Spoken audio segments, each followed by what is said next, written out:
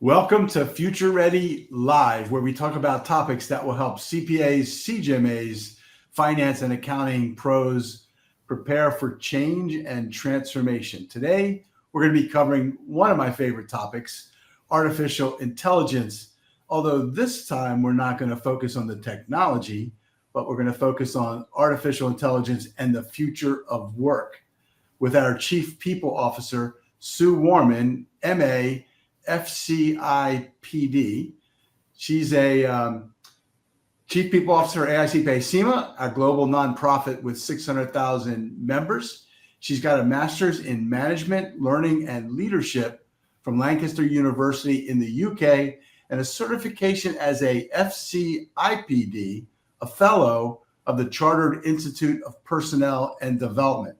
This is a prestigious membership grade within the CIPD, which is a professional association for human resource management professionals. Just like us, she values certification and credentials. She drives our culture that turns our flywheel with almost 1,300 dedicated team members at the association across 32 offices and 6 continents, supporting close to 700,000 members and students as the largest association of certified professional accountants in the world. Recently, we've won continued recognition by Great Places to Work for the 5th year across 7 countries: China, UK, Ireland, India, USA, RSA, our most recent recognition in Malaysia. So let's get right to it. Sue, in your capacity as Chief People Officer, how do you see AI impacting the future of work? So I think this is fascinating. I think the world of work is undergoing a profound transformation right now. And we tend to talk about it in the future tense, but we're already in it. And so AI and automation are definitely a key driver of this. But before we dive into that, I think it's important to set AI in the context of all of the other things that are happening that will challenge leaders right now. Because as we consider the future of work, there are a number of things that we need to think about the interplay and how we consider all of those things and how we join them up to design the workplace and the design of work for the future. So definitely tech acceleration is one of them. So you can see automation and AI reshaping tasks, and which obviously translate into jobs across industries. And this is really causing us to look very closely at how we design jobs, how we design teams, etc. But there's also that issue around human and machine teaming. So instead of replacement, AI is increasingly augmenting roles and enhancing decision-making and productivity. So definitely the tech is one consideration, but we've also got shifting workforce expectations. So lots of talk about work-life integration, particularly off the back of the pandemic, where people have really maybe seen a different life and value the way that they balance their lives. Increasingly, the younger generations are looking for purpose in their work. And so the way we design jobs needs to be congruent with their idea of purpose and also how they want to sort of align the organization they choose to work for with their personal values and feel very sort of culturally aligned. That's increasingly important and talked about by the younger generations coming through. Mental health and well-being are part of that. So we're increasingly talking about psychological safety and emotional wellness in the workplace. And so we need to think about the direction we allow tech and other things to take work in and whether that plays to that agenda. So all in all, culture, values, and flexibility as part of that culture are now strategic differentiators in talent attraction and retention. So the shifting workforce expectations would be another area that we need to consider. But then also, you've got demographic and generational shifts, so aging populations, multi-generational teams, and that brings some interesting things for us to think about. Global migration and mobility, and all of this means we need to really think about and be very intentional about the career paths that we create, what part retirement and retirement planning plays into all of that, and the need to foster inclusive and adaptive environments. Mm-hmm. We've also got, and have had for a while, the rise of freelancing and the gig economy. So increasingly we think of careers as a fluid thing. The traditional career ladders giving way to portfolio careers and often to side hustles. Lots of youngsters are having, additional jobs in addition to their main job. So we're hearing phrases like an on-demand workforce, so organizations tapping into project-based talent to stay agile. And all of this means it has a knock-on impact on leaders and managers. It needs we mean to learn and be competent at managing hybrid workforces, including contractors, freelancers, and our full-time staff. There are also things like sustainability and ESG imperatives. So pressure from employees as part of that value set that they hold to take climate change seriously and to prove that that's important to us. And there are a growing number of what we call green jobs and people looking for those sorts of opportunities. So ethical supply chain and governance, transparency, ethics and social impact are all part of how organizations are judged and how employees decide where they want to work and where they want to be aligned with. So all of this means that sustainability is not just a compliance issue, but it's a workforce magnet and a strategic priority. Yeah. And then there's kind of one final bucket I would cite as well, which is, and it's an obvious one, but the geopolitical and economic volatility that we're trying to deal with in the world. So much global uncertainty. And so businesses are redesigning operating models to withstand shocks so that they can pivot easily and are really thinking about making sure that they're not caught out by that. So all of this means that agility, scenario planning, and workforce resilience are more critical than ever. Wow, that was a big bucket right there, and we could go on probably for another whole day talking about every one of those pieces. But you're so spot on, and as I listen to that, it's what we're seeing in our future finance work with these large corporates finance teams that are dealing with pretty much every one of the issues you're talking about, as we are as a global association. But a couple things that stuck out. Obviously, the purpose piece is huge, right? Purpose, values, culture. We've done the last podcast, last LinkedIn Live we did was about culture, each strategy for work. It's still true. It's still very true. But I think the other thing that stuck out for me is when you talk about managing the hybrid workforce. I won't forget, we had a recent Future Ready Live with a professor at Brigham Young who wrote a book on AI mindset, and he teaches accounting students. And he said one of his global interviews with a major Big Four AI leader said to him, David, you're going to be teaching students when they graduate from your classes with a BA in accounting, you're going to have to teach them how to manage a group of PhDs. And what he was referring to is the bots, the AI pieces that they will be leading and managing, agentic AI, et cetera. And so this young generation are going to have to lead not just a hybrid workforce, but a hybrid workforce that's not all human. Yeah. And as Mark Benioff said, this will be the first generation of leaders to lead a non-human or not an all-human workforce, because we're going to be supervising a whole lot of robots inside of that. So fascinating stuff. All right, now so let's think about where organizations are in figuring out the impact of AI right now and how they drive success. Sure. It's really interesting. My own function are going to have to relabel themselves. No longer can we be human resources. We need to expand that to include a far wider set of resources. So you're spot on. I think most organizations are at least aware of the need to explore AI, but few are very mature in their approach. And in many ways, how can they be? Because the end game is not clear yet. Right. So in change management terms, I think most are in the exploration space. They're at least curious, they're at least open-minded.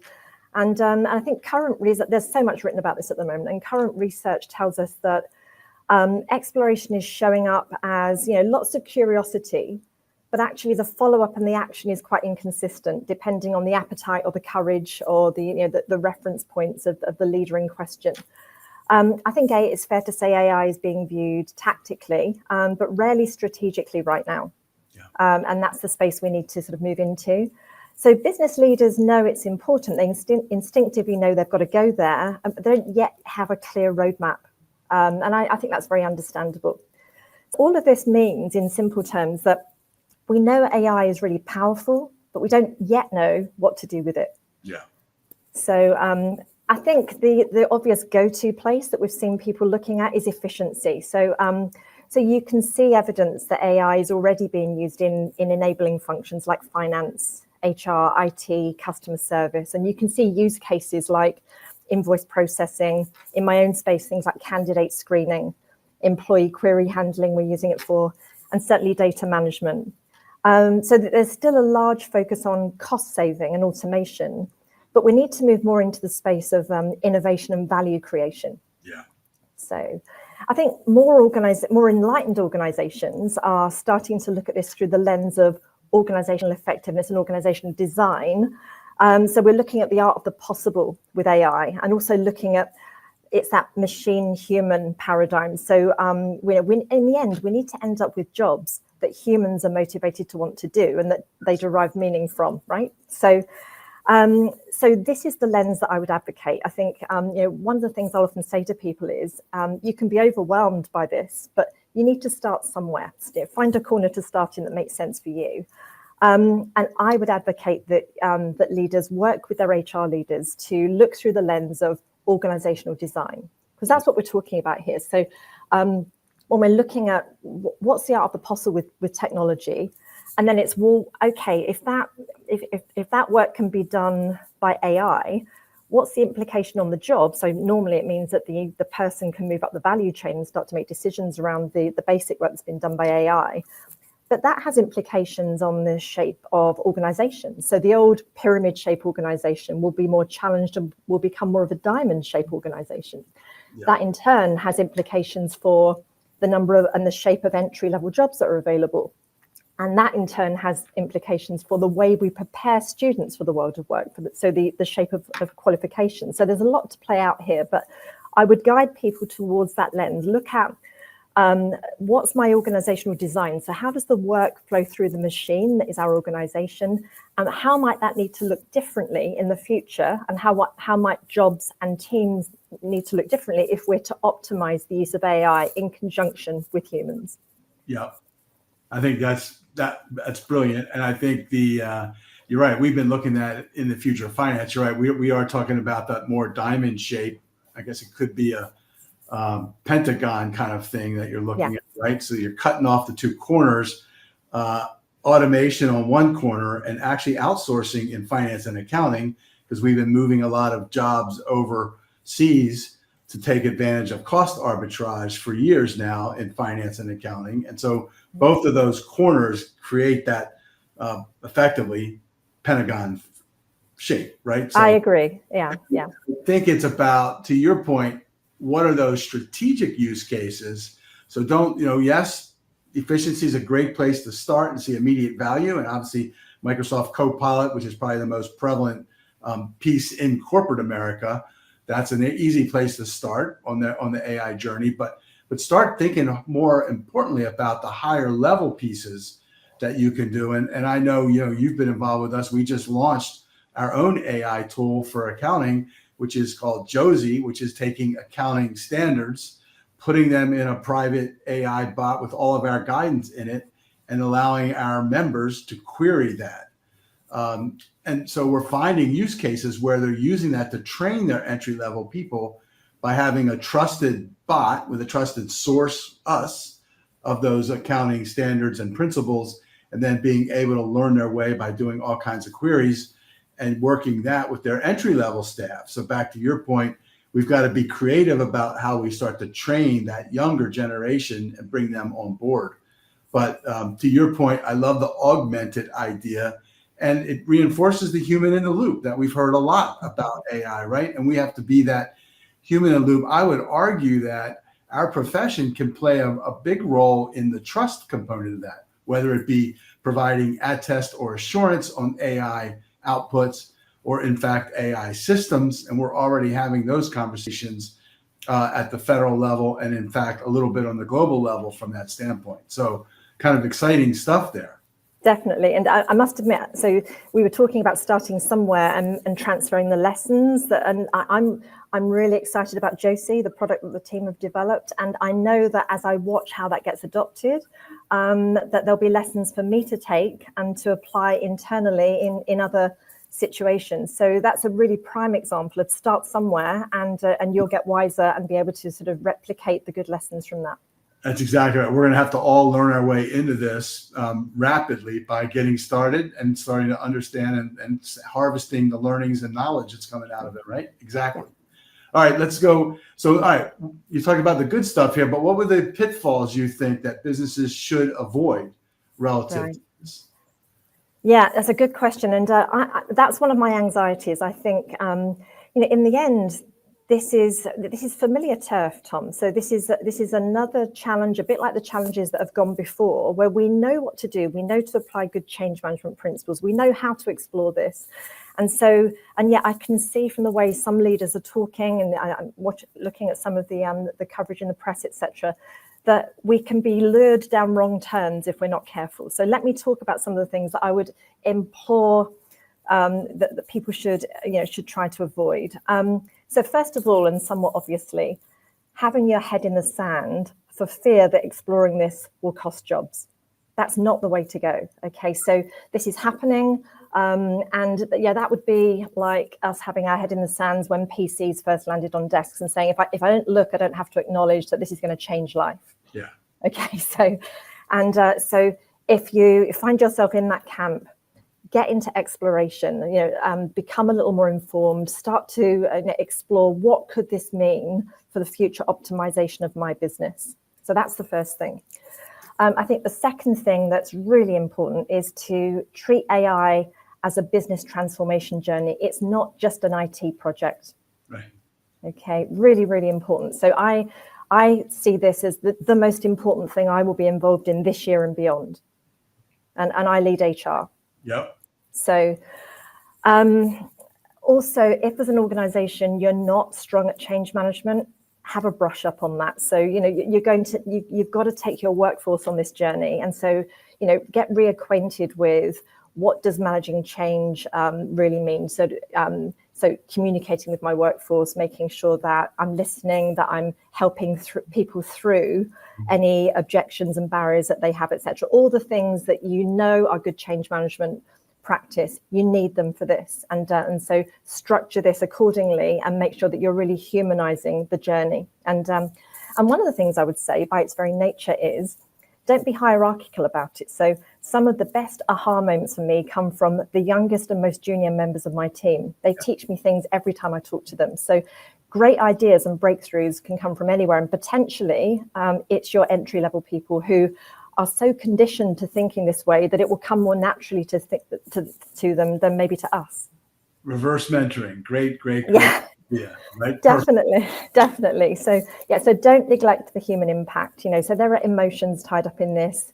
It's you're re-engineering your culture. There are ethical considerations. So that's really important. Also, don't ignore the need to upskill and reskill your teams. So, and maybe just starting with encouraging people to dabble in AI if they're not already, and getting a baseline of understanding about it. So get a level of understanding and wisdom in your team that you can start to debate around, etc. Don't rely on people doing that on their own outside of work. One of the risks I can see is kind of just because you can doesn't mean you should. So trying to automate everything just because it can be automated is not the smart thing to do. So think about it. Think about the kind of world you're trying to create, the kind of customer or employee experience you're trying to create, and that will guide you in where AI can really play a powerful part. Don't focus only on cost cutting. Yeah. Okay, so I heard a phrase at a conference this week. I kind of wrote down and I really liked it. It said, "Don't take the AI dividend too quickly." Okay, I thought that was really smart. So there are definitely opportunities here to optimize our costs, but don't lead with that. If you do everything that I've already mentioned, so design the organization of the future, design the customer experience that you're aiming for, the efficiencies will follow. But I think you'll create a very jarring culture if you're leading with, we're going to strip X% of our people costs out of the organization through the use of AI. This is definitely a transformation journey. So this isn't a once and done thing. Okay, we're going to be refining and absorbing and and evolving this for the foreseeable future. Yeah. And in doing all of that, don't constrain your thinking to the way your organization is currently structured. Okay, be prepared to have a blank sheet of paper and to reimagine the way the work gets done. And so this may result in you having quite a significant re-engineering of your org structure, and that might be the right thing to do. And if you're too rigid in your thinking, you're frightened of letting go of what you know, you won't optimize. And then my final point would be, don't give false reassurances to people who are desperate to hear them. So if you're saying things like, don't worry, nothing will change, it will, it has to, right? So, and so I think we mustn't be disingenuous as leaders. Those are some of the things that occur to me, Tom. I think it's brilliant, and it reinforces a lot of the work that we're seeing in our work in the future of finance, right? It just parallels perfectly. I mean, most of these organizations are saying we are not looking at headcount reduction in the short term. They're looking at getting more productive and more value add. And there's a lot of focus on value, but they're also saying we expect to lower future entry-level headcount, but not current headcount in a 5-year period for the most part. So most of them are actually giving that kind of assurance to their workforce as they begin this journey, because otherwise people are going to get scared and then they're going to slow walk the change, right? Which is a whole nother area going on. And we'll probably drop this in the show notes. We have a white paper on transformation, finance transformation, that talks about 3 critical pieces, right? Mindset, 39% of transformation is driven by the mindset of your people. Skill set, you touched on that, but upskilling your people while you're beginning the AI transformation, including with AI tools. But more than that, it's the success skills like collaboration and curiosity and strategic thinking. So if you start layering that in early before you start moving a lot on AI, your team will be confident that you're not trying to get rid of them. You're trying to upskill them for higher value creation, which is ultimately the goal of this, right? That the human machine power is exponentially valuable if we do it right, not just about saving costs. So you hit on all those critical pieces, and I love that. So this has been amazing, Sue. Thank you again for coming back on and shedding light on this whole idea of what's AI mean to your people culture. This has been very timely. So thanks again. We'll probably have you back again as things develop, because we're just starting our journey at the association as well, which obviously you're instrumental in. So for that, we're going to talk about, you can follow Sue on LinkedIn at Sue Warman. And don't miss our other Future Ready Live sessions back here on LinkedIn, the first and third Tuesday of each month at noon Eastern. Thanks again for being with us and our group today, Sue. This has been amazing. Thank you.